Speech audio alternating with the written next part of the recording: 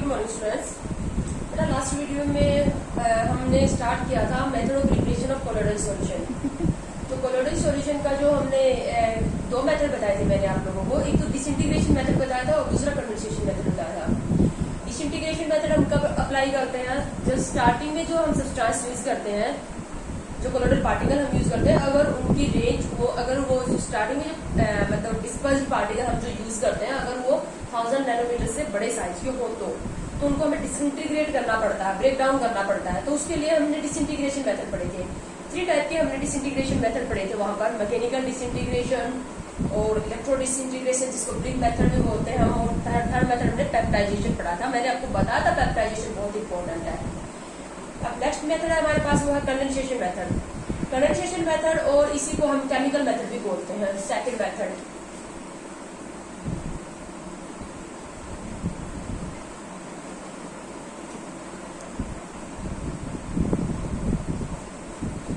और chemical method.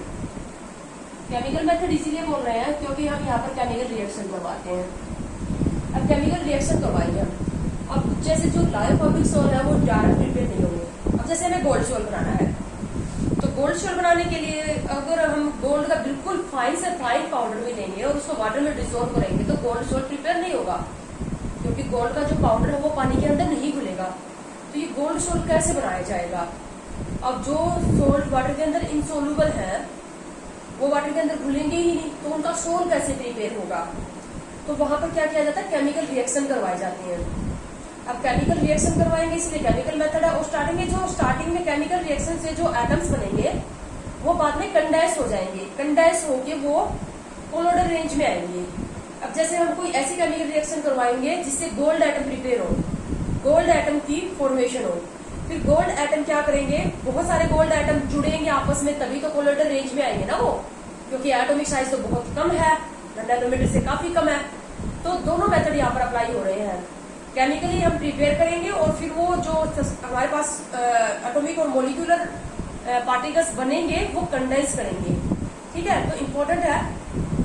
वैसे जैसे आपको बोल दिया जाएगा कि गोल्ड सोल बनाने की कोई दो मेथड लिखो। एक मेथड मैं आपको ऑलरेडी बता चुकी हूँ, इलेक्ट्रो डिसइंटीग्रेशन ब्रिक मेथड्स। उसमें क्या करते हैं हम? जिसमें मेटल का हमें सोल बनाना है उस मेटल की रोड लेते हैं और उसको एक हाई वोल्ट बैटरी के साथ कनेक्ट करते हैं। उन दोनों रोड को जब हम आपस में टच करेंगे तो वहां स्पार्क जनरेट होगा, बहुत ज्यादा हीट एनर्जी निकलेगी जिससे एटमाइजेशन हो जाएगा, एटम्स में सेपरेट हो जाएगा, वो एटम्स वाटर के अंदर डिसॉल्व हो जाएंगे। वो मेथड कर चुके हैं। तो अब कर रहे हैं हम कुछ केमिकल मेथड्स। इन केमिकल मेथड्स के अलग अलग नाम भी दिए गए हैं। तुम अपनी बुक में जैसे देखोगे तो जहाँ पर रिडक्शन हो रहा है वहां पर reduction method, oxidation method by using reducing agent, oxidizing agent, by hydrolysis, इस तरह से यानी जो भी केमिकल रिएक्शन हो रही है उसके हिसाब से। तो जैसे हमें गोल्ड सोल प्रिपेयर करना है, अब गोल्ड सोल प्रिपेयर करना है तो हम क्या करेंगे? मैं आपको बता चुकी हूँ कि गोल्ड का फाइन से फाइन पाउडर भी वाटर के अंदर डिसॉल्व करोगे तो गोल्ड सोल प्रिपेयर नहीं होगा, तो केमिकल रिएक्शन करवानी पड़ेगी। अब हमने ले लिया पर गोल्ड ऑरिक क्लोराइड ले लिया, गोल्ड का हमने सोल्ट ले लिया ऑरिक क्लोराइड, और हमने साथ में ले लिया SnCl2। आप लोगों को पता है कि K+2 ऑक्सीडेशन स्टेट में लेस स्टेबल है। इसकी मोस्ट कॉमन ऑक्सीडेशन ज्यादा स्टेबल ऑक्सीडेशन स्टेट कौन सी है? +4। तो ये क्या हो जाएगा? गोल्ड इसका काम करेगा, खुद ऑक्सीडाइज हो जाएगा, खुद +2 से कहा जाएगा +4 में। +4 मोस्ट स्टेबल ऑक्सीडेशन स्टेट है ना इसकी, +2 से +4 में खुद ऑक्सीडाइज हो जाएगा। और यहाँ पर गोल्ड +3 से क्या आ जाएगा? 0 में। तो गोल्ड का जो सोल्ट है उसमें से गोल्ड क्या हो जाएगा? ये +3 से 0 में आ जाएगा और खुद +2 से कहा चला जाएगा? SnCl4 में कन्वर्ट हो जाएगा using reducing agent. SnCl2 act as a reducing agent. इसने रिड्यूसिंग एजेंट का काम किया है ना। AuCl3 +3 ऑक्सीडेशन स्टेट से गोल्ड कहाँ आ गया? 0 ऑक्सीडेशन स्टेट में, तो गोल्ड का रिडक्शन कर दिया। तो रिड्यूसिंग एजेंट का यूज करके या रिडक्शन करवा दिया हमने। अब ये जो गोल्ड एटम बने हैं यहाँ पर वाटर के अंदर ये रिएक्शन चल रही है। हमने AuCl3 का aqueous सॉल्यूशन ले रखा है, SnCl2 का aqueous सॉल्यूशन ले रखा है। तो ये गोल्ड एटम जो बने हैं ये वाटर के अंदर बने हैं ना। तो ये अब क्या होंगे? ये बहुत सारे गोल्ड एटम, क्योंकि पानी के अंदर एटम घुलता नहीं है तो वो तुरंत कंडेंस करेंगे, इकट्ठे हो जाएंगे बहुत सारे गोल्ड एटम, यानी कि केमिकल रिएक्शन हुई और कंडेंसेशन भी हुई। और फिर क्या होंगे? कोलोइडल साइज में आ जाएंगे। ये बहुत सारे गोल्ड एटम इकट्ठे होकर कोलोइडल रेंज में आ जाएंगे, 1 नैनोमीटर से 1000 नैनोमीटर, और इस तरह से गोल्ड का कोलोइडल सोल प्रिपेयर हो जाएगा। ठीक है, इसी तरह से दूसरे मेथड हम ले रहे हैं यहाँ पर। अब जैसे हमें सल्फर सोल बनाना है, तो सल्फर सोल कैसे बनाया जाता है सल्फर सोल? अब सल्फर पाउडर तो वाटर के अंदर इनसोल्युबल है, चाहे कितना भी फाइन पाउडर आप सल्फर वाटर में डिसोल्व करोगे तो वो थोड़ा ही ना घुलेगा, इनसोल्युबल है ना। तो सल्फर सोल कैसे बनाया जाता है? तो सल्फर सोल बनाने के लिए हम क्या लेंगे? H2S gas. H2S गैस की वाटर के साथ रिएक्शन करवाएंगे, H2S गैस को वाटर में से पास करेंगे। अब ये क्या हो जाएगा? ये कन्वर्ट हो जाएगा सल्फर प्लस H2O में, sulphur plus H2O, H2S sorry यहाँ क्या रहेगा? SO2 gas. H2S गैस और SO2 गैस की हम रिएक्शन करवाएंगे तो यहाँ पर बन जाएगा सल्फर प्लस H2O। कौन ऑक्सीडाइजिंग एजेंट है और कौन रिड्यूसिंग एजेंट है? सल्फर प्लस 4 ऑक्सीडेशन स्टेट में है, सल्फर माइनस 2 ऑक्सीडेशन स्टेट में है। सल्फर यहाँ पर आ गया 0 ऑक्सीडेशन स्टेट में, तो यहाँ सल्फर माइनस 2 से आ गया 0 में, यानी कि इसका हुआ ऑक्सीडेशन, इसका हुआ रिडक्शन। जिसका रिडक्शन होता है वो होता है oxidizing agent, this is reducing agent. Oxidizing और रिड्यूसिंग एजेंट की हमने रिएक्शन करवा दी, तो इस तरह से हमारे पास प्रिपेयर होगा सल्फर।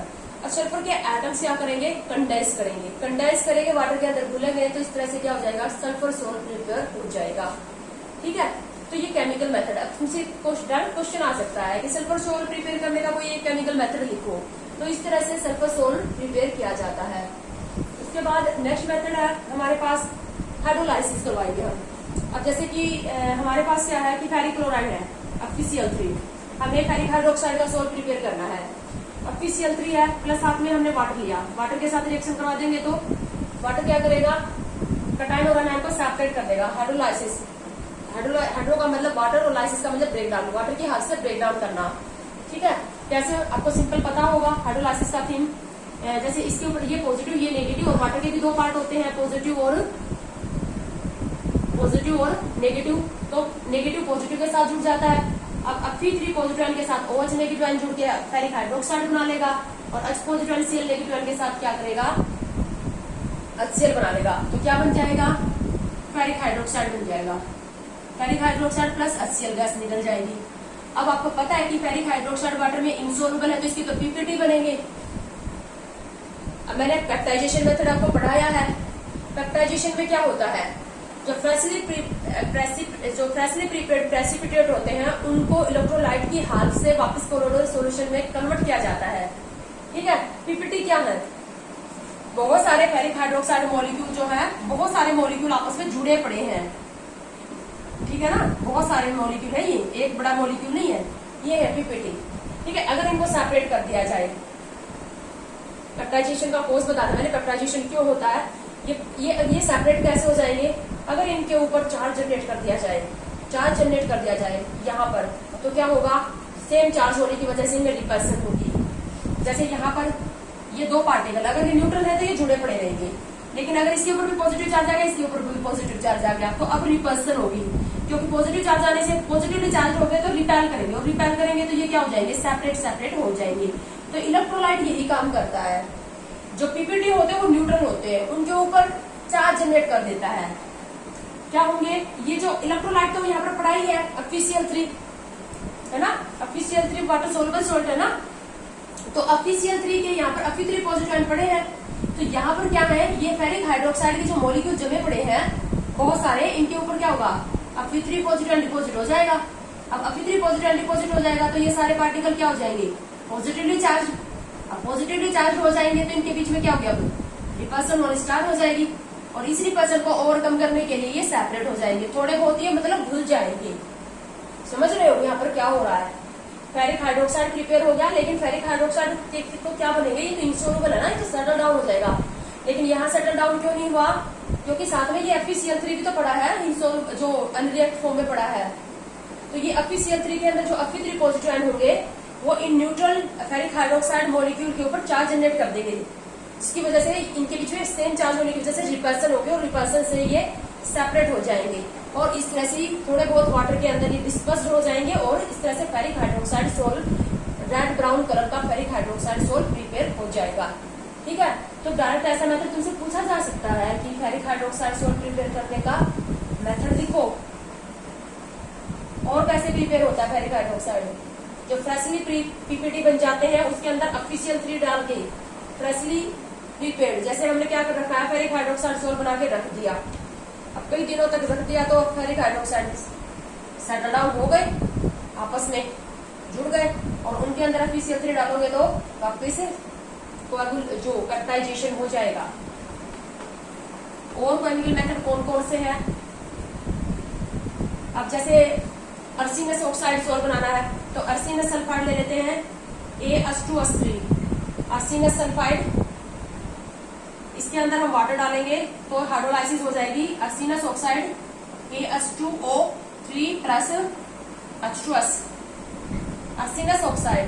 अब अर्सिनस ऑक्साइड वाटर के अंदर इनसोल्युबल है तो ये सेटल डाउन होगा, यानी कि इससे क्या बनेंगे, पीपीटी बनेंगे। बहुत सारे अर्सिनस ऑक्साइड मॉलिक्यूल आपस में जुड़ जाएंगे और पीपीटी बना लेंगे।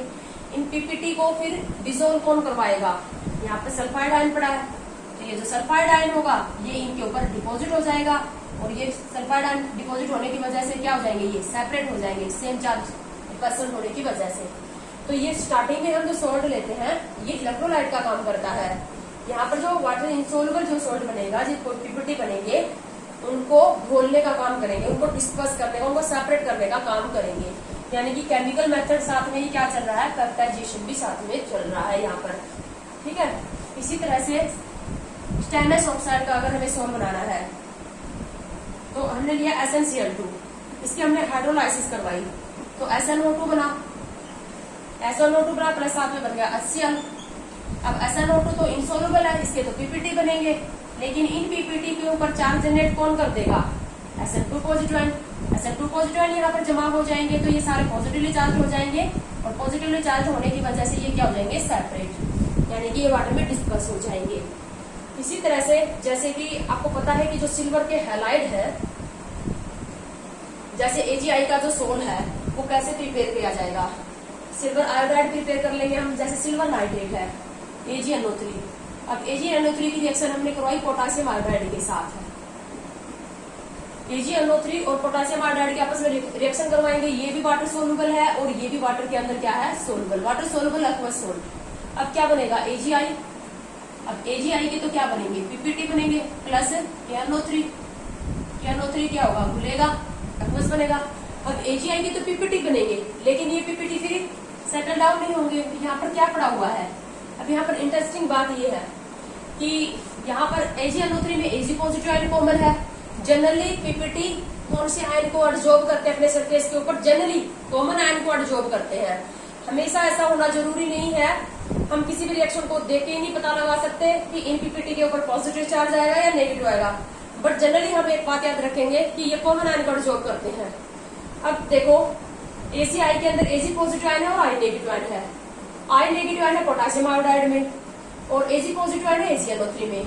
तो ये किसको एडजॉर्ब करेंगे, जो एक्सेस में होगा, जो एक्सेस में होगा उसको एडजॉर्ब करेंगे। अगर हम एक केस में अगर हम AgNO3 को एक्सेस में ले लें, जब हम AgI को प्रिपेयर कर रहे हैं उस टाइम सपोज करो हमने AgNO3 को एक्सेस में ले लिया, ऐसा एक्सपेरिमेंटली पाया गया। अगर AgNO3 को एक्सेस में लिया गया तो इन कोलॉइडल पार्टिकल के ऊपर कौन सा चार्ज देखने को मिला, पॉजिटिव चार्ज, क्योंकि अगर हम AgNO3 को एक्सेस में लेंगे तो Ag पॉजिटिव आयन एडजॉर्ब हो जाएंगे। अब Ag पॉजिटिव आयन एडजॉर्ब हो जाएंगे तो ये जो हमारे पास ये जो कोलॉइडल पार्टिकल होंगे इनके ऊपर कौन सा चार्ज आ जाएगा, पॉजिटिव चार्ज, क्योंकि Ag पॉजिटिव आयन एडजॉर्ब हो गया इनके सरफेस के ऊपर, सरफेस फिनोमिना चल रही है ना, एडजॉर्प्शन हो रहा है। तो यानी कि जो हमारे पास जो कोलॉइडल पार्टिकल होते हैं, अभी नेक्स्ट हम कोलॉइडल सॉल्यूशन की प्रॉपर्टी ही पढ़ेंगे, इलेक्ट्रिकल प्रॉपर्टी पढ़ेंगे, वहां पर हम आप देखोगे कि कोलॉइडल जो पार्टिकल होते हैं वो चार्ज नेचर के होते हैं, कोलॉइडल पार्टिकल के ऊपर चार्ज होता है। तो सबसे पहले ये पता लगाया गया कि इन कोलॉइडल पार्टिकल के ऊपर चार्ज कहाँ से आया, बहुत सारी इसके लिए थ्योरी जो है वो अलग अलग साइंटिस्ट ने दी कि ऐसे चार्ज आया होगा, ऐसे चार्ज आया होगा। इनमें से सबसे इम्पोर्टेंट है वो है adsorption theory, preferential adsorption theory. तुम देख रहे हो यहाँ पर चार्ज कैसे आ रहा है इन कोलॉइडल पार्टिकल के ऊपर। ये जब पीपीटी बनते हैं तो इन पीपीटी के सरफेस के ऊपर जो कॉमन आयन होता है, जनरली जो एक्सेस में होता है, वो एडजॉर्ब हो जाता है। अगर कटायन एडजॉर्ब होगा तो ये पॉजिटिवली चार्ज हो जाएंगे, और अगर अनायन एडजॉर्ब होगा तो ये नेगेटिवली चार्ज हो जाएंगे। तो सबसे इंपॉर्टेंट थ्योरी क्या है, एडजॉर्प्शन थ्योरी, ठीक है, कॉमन आयन एडजॉर्प्शन थ्योरी। जो आयन जनरली कॉमन होता है उसको ये कोलोइडल पार्टिकल अपने सरफेस के ऊपर अब्जॉर्ब कर लेते हैं और उसकी वजह से इनके ऊपर चार्ज आता है। तो अगर AgNO3 को ऑक्सीजन में लिया गया तो इनके कोलोइडल पार्टिकल के ऊपर चार्ज देखने को मिला पॉजिटिव चार्ज। इसका मतलब इन्होंने जरूर किसको अब्जॉर्ब किया, Ag पॉजिटिव आयन को। और अगर पोटेशियम आयोडाइड को ऑक्सीजन में लेते हैं, पोटेशियम आयोडाइड को ऑक्सीजन में लेके अगर AgI को प्रिपेयर करते हैं तो इनके ऊपर चार्ज अब्जॉर्ब हो जाएगा कौन सा, I नेगेटिव आयन। हमें कैसे पता चला I नेगेटिव आयन, ये नेगेटिवली चार्ज मिले, ये I नेगेटिव आयन को अब्जॉर्ब करेंगे तो ये नेगेटिवली चार्ज हो गए।